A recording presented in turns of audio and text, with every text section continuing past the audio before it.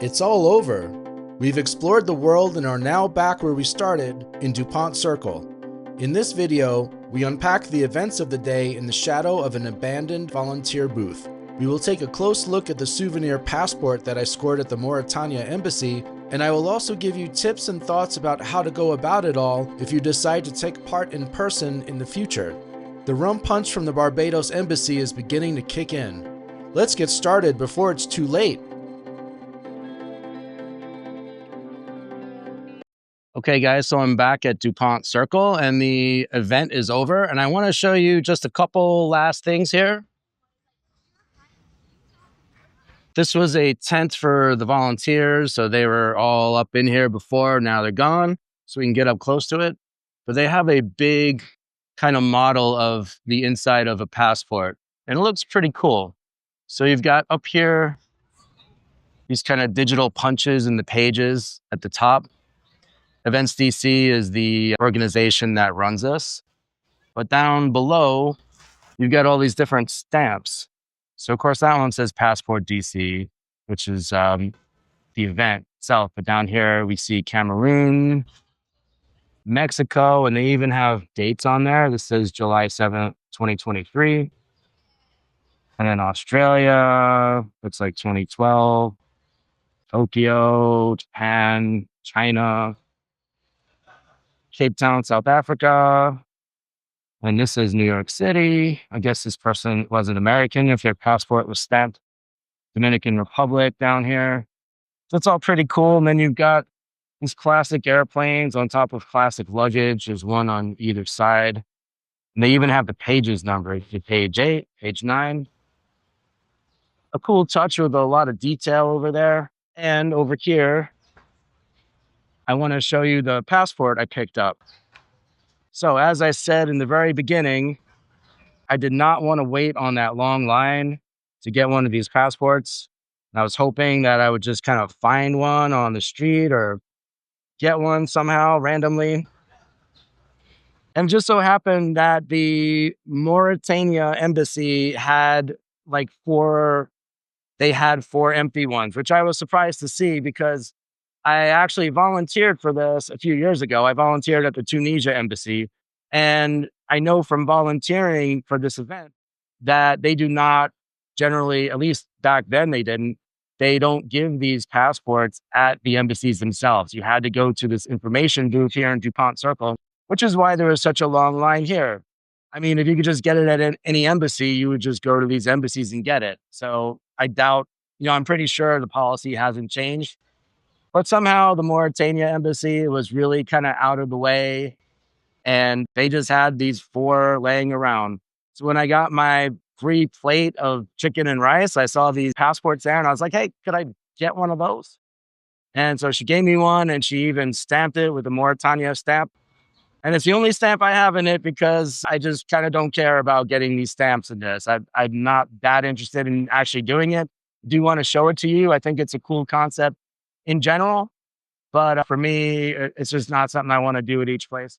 But I will go ahead and show you the passport right now. So here it is. It says Passport DC. And if you don't already know, this is similar to how an American passport looks. It kind of has this kind of basic kind of design, while at the same time being obviously different.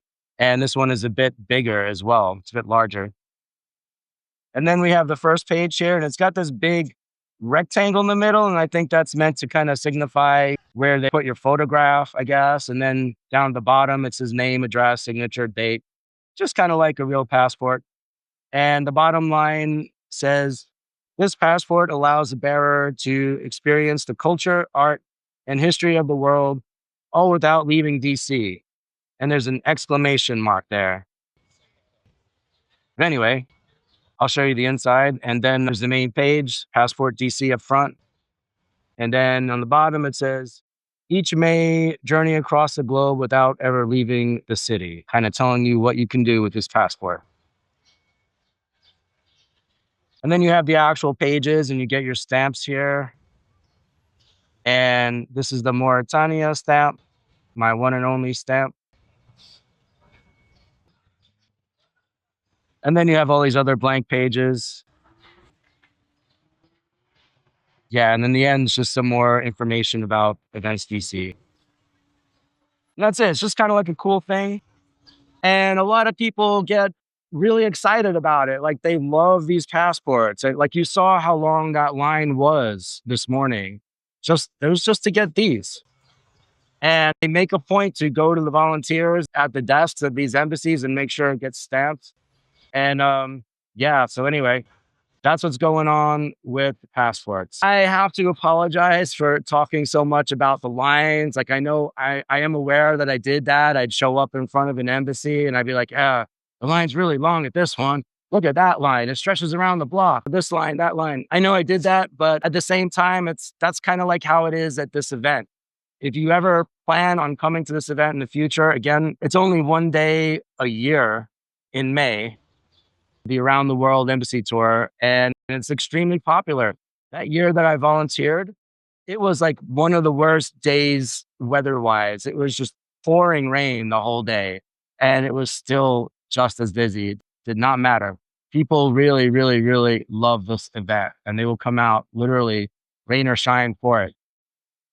So yeah, so if you ever do come in the future for this, just be aware there are going to be these long lines. If you really want to see the inside of a certain embassy, you just need to plan for it. So you kind of have a choice of either seeing lots of different embassies, mainly from the outside, or if you really want to see them on the inside, you're going to have to wait on some lines. As you saw in this video, there were some where I was able to just go right in. Either there was no wait at all or a pretty short wait. So they're there. You look at your map and you find the places that are a little bit off the grid, a little bit away from the main areas, especially if they're countries that are not as well known or popular. And they're also off the grid. So one, you kind of have a much shorter line, if any. And two, they often offer more in terms of the free stuff. As you saw, I had a whole meal at Mauritania. And then over at Gabon, I had a whole second meal. And you're not going to get that at places like the United Kingdom, for example, these more famous countries. So keep those kinds of things in mind if you ever come here. And guys, I will be back to this area next Saturday, exactly 1 week from now, because that is the EU open house for all the European Union countries. And I will see you then. So we'll take a little walk around here, give you one last look at Dupont Circle. And we are back to the big water fountain. So guys, I hope you enjoyed this Around the World Embassy tour. It was a lot of fun for me, and I especially enjoyed that rum punch at the Barbados Embassy. I think I owe a visit to Barbados for that alone, having a drink on them inside the embassy. But guys, I will go ahead and wrap this up right now. Like and subscribe, and we will see you in the next one. Keep your eyes open for the EU open house. Mrs. Vigoroso, off to the next cool spot. Take care, guys.